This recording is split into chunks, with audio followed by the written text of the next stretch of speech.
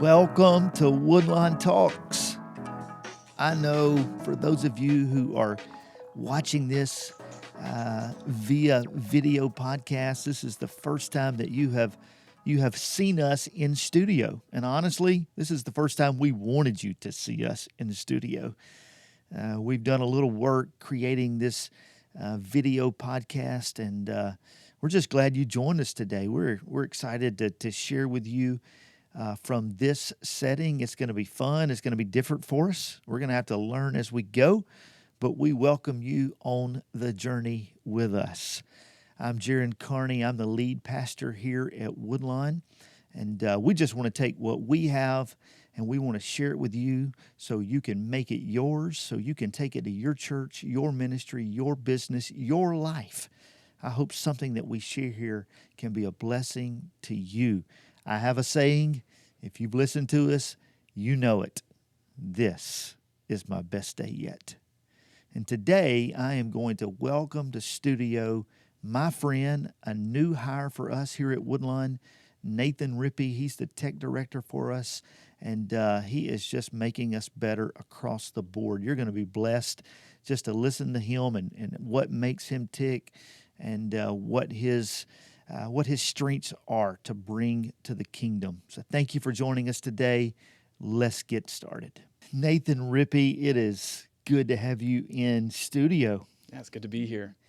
And this is like the first official video podcast of Woodlawn Talks. Yeah, it's kind of a big step going from just audio to video, but we're doing it. It is. And you've had something to do with our studio getting ready. I appreciate your hard work. Yeah, no, we had a vision for it, and I think it turned out nicely. I recruited some other staff members to help, and you can tell a woman has had yes. a little bit to do with this. Yes, but no, I think it looks really good, and it's nice to step into the video realm of podcast with such a nice set. Yeah, and so is this your first time to be on a Woodlawn Talks podcast? It is my first time ever being a part of Woodlawn Talks. So we literally step the game up for you.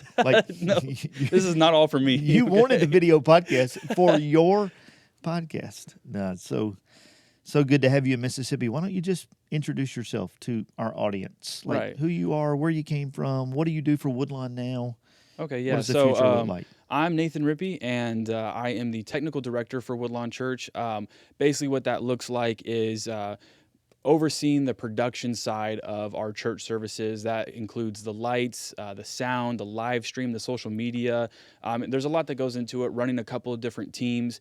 But basically, my day-to-day looks like establishing systems and processes. My job is to package what we have here and to showcase it to the world the best that we can. So as far as me personally, when people ask me where I'm from, I have a hard time answering because I'm not really from one particular place. Currently, Mississippi is state number 7 for me, so I've moved around a lot. When I tell people that, but we're going to stay here yes, for a minute. Yes. People are like, "Oh, were you military?" I was like, "No, I'm ministry." It's like the same thing, I'm a ministry family.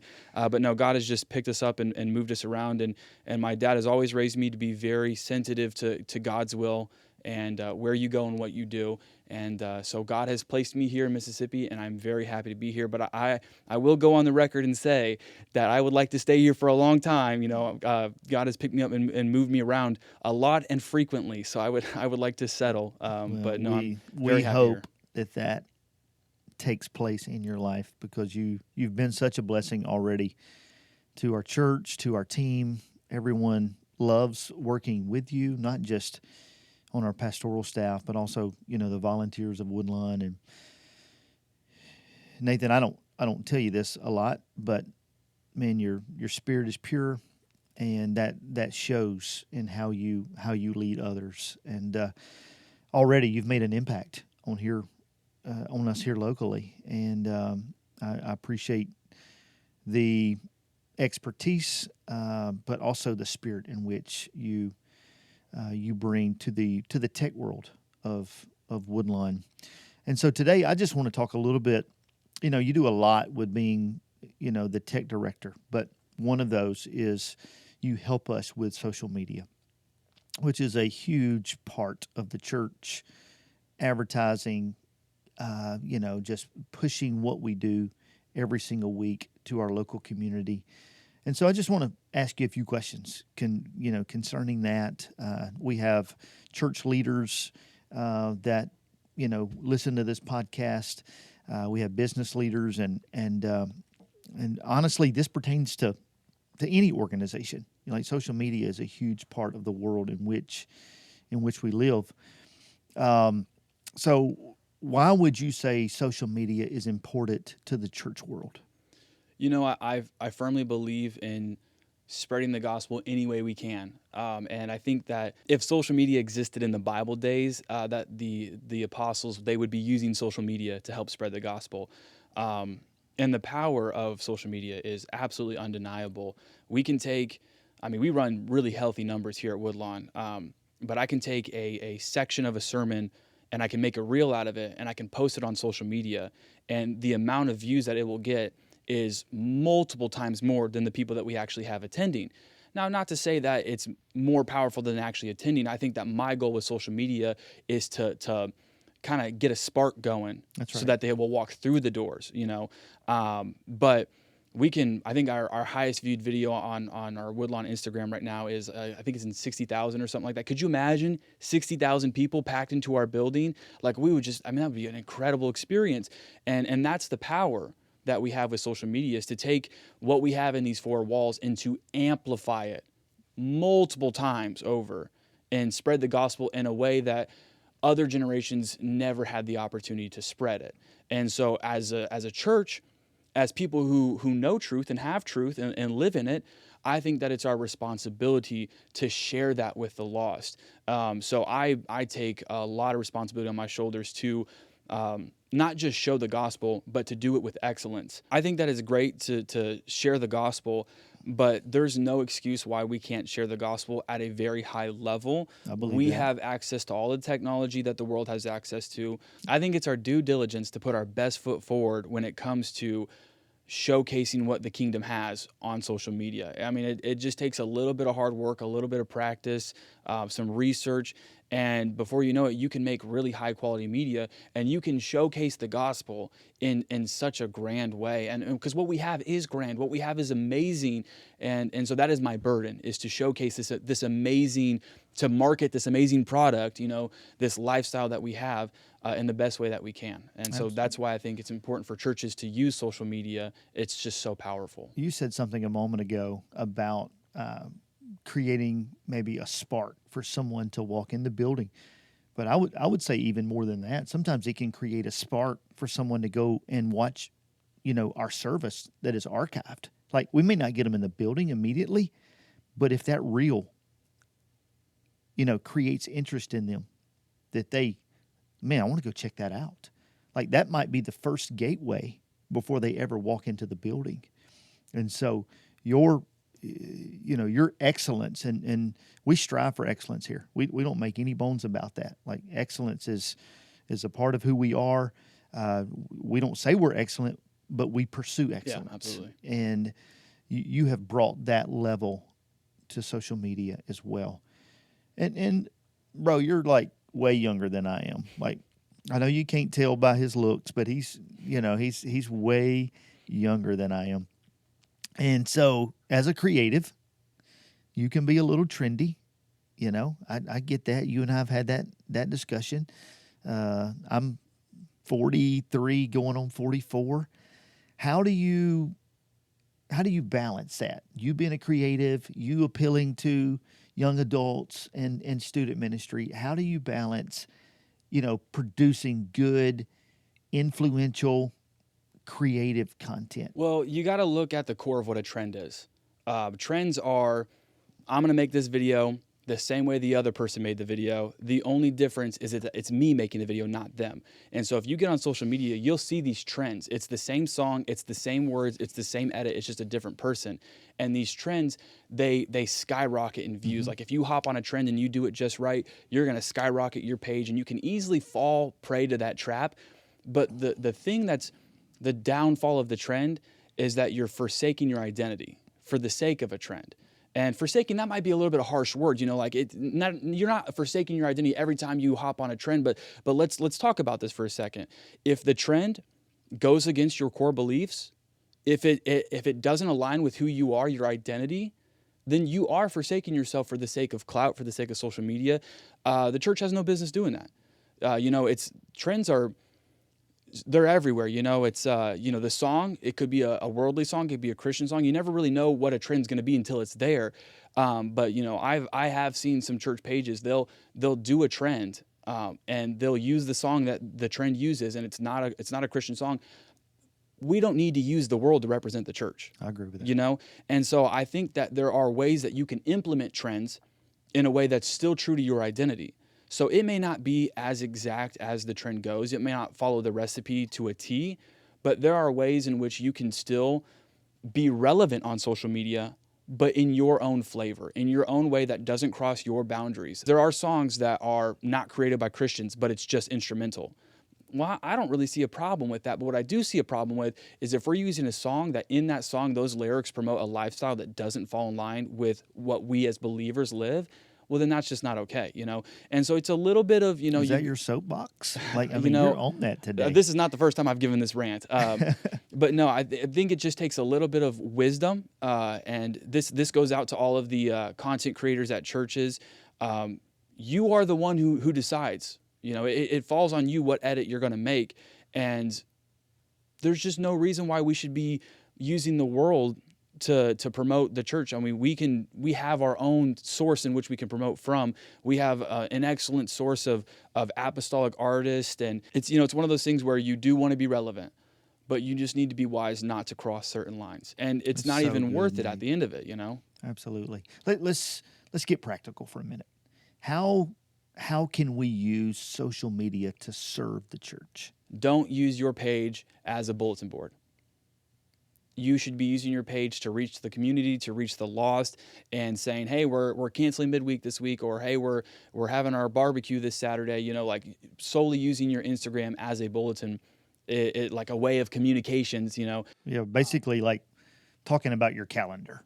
Yes. I mean, basically you're using your Instagram or your Facebook or your YouTube as a digital calendar. Yes. There's no power in that. All right. There is practicality in that. So again, everything is a balance.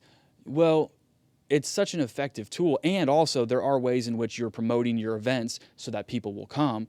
You can't just not promote your events. You can't just not promote your services. And so you do have to strike that balance of like, hey, we want to promote the fact that we're having service. We want to promote the fact that we're going to be in the community on Saturday having a barbecue. And so we want to reach out. And so you can do that, but you also need to make sure that you're providing value. And so podcasts like this, where people can scroll on our page and they can find this and they can sit down and listen to it and pull value from it rather than just like another mark on their calendar, that is how you're going to be serving your church. You're going to be serving your community. I think that as much as possible, and I know that bandwidth is a problem across churches. I have called many a churches my home church in my short time on earth so far, and I know across the board, you have these visions and these ambitions, and it's hard to execute with time and personnel. Ideally, the church should be a resource to the congregation and the community. So as much as possible, I mean, if you can pump out original apostolic songs, pump them out. If you can pump out original apostolic podcasts, pump them out. We want to saturate the community with apostolic content. And I know that bandwidth plays a big role in that, but social media is a great way in which you can serve the community and your congregation by feeding them with content that pours into them. That's good. Rather than just, hey, on Sunday we're going to be having service, and then next Sunday we're also going to be having, and then Sunday after that we might cancel, but we're probably going to have service. It's more than just a bulletin board. So we made the conscious decision a year ago that we were not going to use our social media to just be the calendar updates. If it doesn't pertain to the community, to outreach, to getting people in the building, to promoting what God's doing at Woodlawn, we just don't post it on social media. We have other forms of that. Mm-hmm. We use church text. Many churches have their own family Facebook page for information. There's way too many other outlets. Yes. Don't let your social media be crowded with just calendar events. Just graphics after graphics of just updates on events. I mean, it happens to the best of the best with churches, but as much as possible, we want to strive to reach the lost. This is a tool to reach the lost. First and foremost, your Instagram page is a way to reach people that you don't naturally have access to. And so if you treat it otherwise, you really are fumbling the bag. You're missing such a grand opportunity. And so, we're on multiple platforms now. Twitter, Facebook, Instagram. Now we have our own app called Woodlawn TV. Honestly, we're trying to get on as many platforms as we can. Can you explain to our audience kind of what the purpose is behind multiple platforms? The way I see it is we're creating a web. We're creating a web to catch people. Every platform has a different audience. And I'm not just like pulling stereotypes here. There are actual statistics to back this. I don't know the statistics off the top of my head, but everybody knows the older crowd typically is on Facebook. The younger crowd typically is on Instagram. You want to have a presence to reach all the crowds. You really do. So we have a YouTube, we have our own app, we have Instagram, we have Facebook, we have all of these different ways where you can experience Woodlawn on your terms. You can get on your favorite app and we're there. We're posting content, we're shining the light. But if let's say for instance, we're only on YouTube, well, we're gonna miss a lot of people. There's a lot of people who never open up YouTube. They're only on Facebook. They watch their videos on Facebook. They do all their messaging on Facebook. They're updating. They live on Facebook, but they're never on YouTube. We'll just miss those people, Yeah. So there are so many different avenues of media that we can travel down. And again, I think that it falls down to our due diligence to walk those avenues. So like for instance, whenever we would do an event at Urshan, we would make sure that all of the avenues on Instagram that you could post on, we would post. So we would post a story, we would post a reel, we would post a photo post, but as much as possible, we want to travel all of those avenues because even for each of those different ways of posting, there's a different algorithm for how stories are viewed and how photo posts go and how reel posts go. And so it was our due diligence. If we really want to get the word out about what we're doing, we want to travel down all of the avenues. Yeah, I mean, the purpose of a web is to catch as much as you possibly. And we want to catch them. Yeah, it's the reason that we're doing this video podcast today. Absolutely. Because there are some people who consume their podcast audio only, and there are some people that will not listen to an audio podcast. There's others who prefer a video podcast. And so that's the reason that we're sitting in this studio today, that I am interviewing Nathan Rippey. I'm talking about button up and all today. The guy is just, looking all I'm sharp. A casual person. I'm so casual. Got a haircut for the event and everything, bro. Hey, we did it. We did it. Give me 5. Just trying to look nice. Oh, you're styling and it's social media. It's the same thing with why don't we have multiple ways to give? You got to meet people where they are. Meet people where they're at. That is so good. I mean, that's our church just is constantly looking for new ways to go to where people are, provide what they're looking for, and to be that source, for them to receive the gospel. Yeah. This has been fun. Like, nerve-wracking a little bit. Nerve-wracking. But hey, the first one is in the books. Thank you for joining us on Woodlawn Talks. And we hope something that was shared today can help you in your church, in your ministry. Hey, you may not run the social media for your church. Maybe you just run the social media for your specific ministry, or you have your hands in some part of that. Take it today, what we have shared. Make it better, make it yours, and may this be your best day yet.